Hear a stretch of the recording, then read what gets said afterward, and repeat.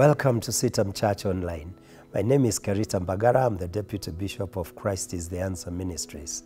Today, we start on a series where we will be discussing the issue of spiritual warfare. Christians are in a battle, and that is continuous. And we want to take it right from the beginning by discussing the genesis of this spiritual battle. Where did it all begin?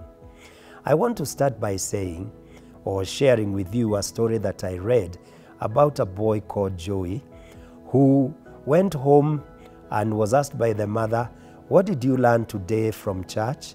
And he said, "We learned about Moses rescuing the people of Israel. He went to the land of Egypt and he marshaled them around, took them. When they got to the Red Sea, he built a pontoon bridge. They walked across the bridge to the other side, and then he radioed the headquarters and asked them to go and bomb the bridge, and the Israelites were safe." The mother looked at the boy and said, "Is that really what you were taught?" And he said, "Ma'am, if I told you what we were taught, you would not believe it." You see, there is temptation to edit what the Word of God says when we find it very difficult to believe it. But we must be true to the revelation of the Word of God. And when it comes to issues of spiritual warfare, we want to be true to the Scriptures. And we want to start it right from the beginning where the battle begins. And it begins in the book of Genesis, chapter 3, verse 1 to 24, that describes the fall of man. I will not be able to read. It's a long passage. Please read and familiarize yourself with it. But there are points that we can draw from it. When you read that passage, you will realize that actually the hostilities had existed long before man came into the scene. We know, if you read in the book of Isaiah, for example, chapter 14, verse 12 to 15, and Ezekiel 28 from verse 12 to 19, that the devil had desired to become like God, in fact, to become God, and out of pride had rebelled and had been thrown out of, his position, cast down, and therefore there was hostility between the devil and God. And the devil had one resolution, and that is to disrupt everything that comes from God. The devil was out to do all that which is against the agenda of God. And therefore, spiritual warfare, in my opinion, is our opposition to what the devil is out to do. He is out to destroy, he is out to kill. We are told he is out to steal. That's how Jesus put it, that he steals, he kills, and destroys. And we are to go against those things that the devil is given to. He is against what is good.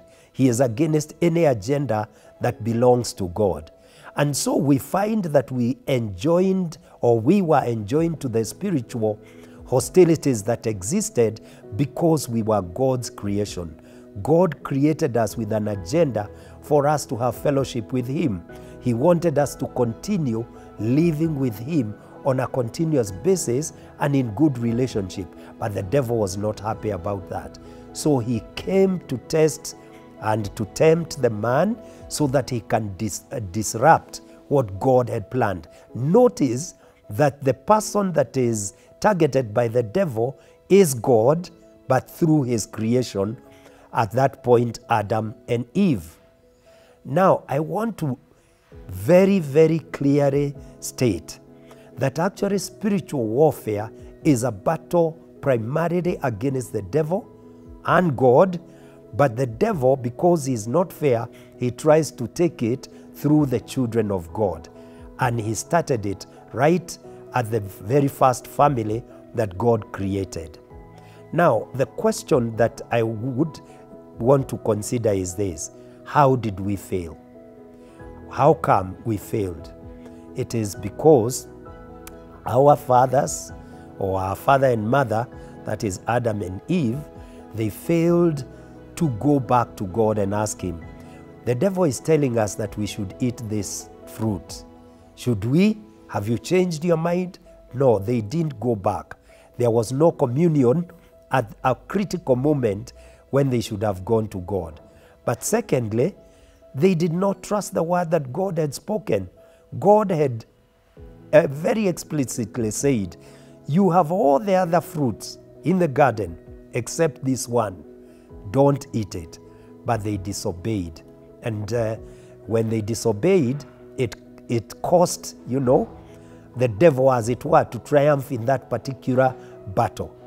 And we, as human beings, were enjoined to spiritual battle.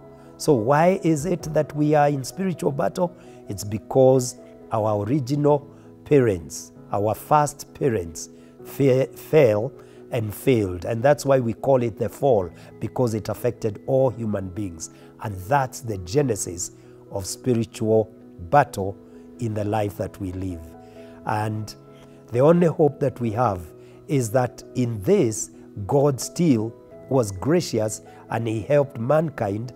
When he came, he promised that there would be a son that would be born, and that son is Jesus, who would trample on the head of the serpent, the devil, so that there is salvation for us. And we know now, looking in retrospect, that Jesus has done that, and you're more than a conqueror despite being in spiritual battle.